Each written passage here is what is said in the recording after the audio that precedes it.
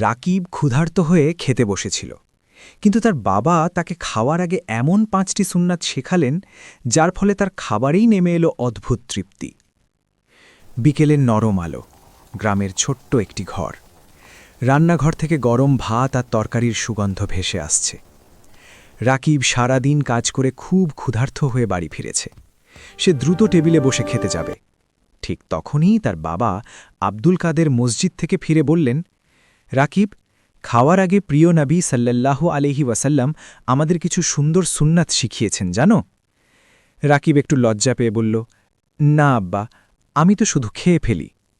ঠিক তখন শয়তান ফিসফিস করে বলল, খুব ক্ষুধা লেগেছে, দ্রুত খেয়ে ফেল। কিন্তু রাকিব বাবার কথা শুনতে চাইল। বাবা মৃদু হেসে বললেন, শোনো বাবা, খাওয়ার সময় 5টা সুন্দর সুন্নাত আছে।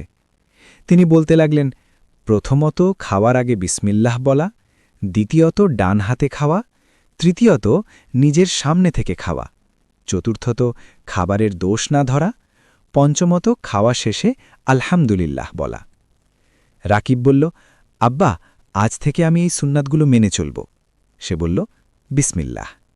তারপর ডান হাতে ধীরে ধীরে খেতে শুরু করল, নিজের সামনে থেকে খেল এবং খাবারের প্রশংসা করল। খাওয়া শেষে সে বলল, আলহামদুলিল্লাহ। তার মুখে তৃপ্তির হাসি ফুটে উঠল। বাবা খুশি হয়ে বললেন, দেখলে বাবা, প্রিয় নবী সাল্লাল্লাহু আলাইহি ওয়াসাল্লামের সুন্নাত মেনে চললে ছোট কাজেও বরকত আর সুখ পাওয়া যায়। ভিডিওটি ভালো লাগলে একটা লাইক দিন আর আপনার প্রিয় বন্ধুর সাথে শেয়ার করুন।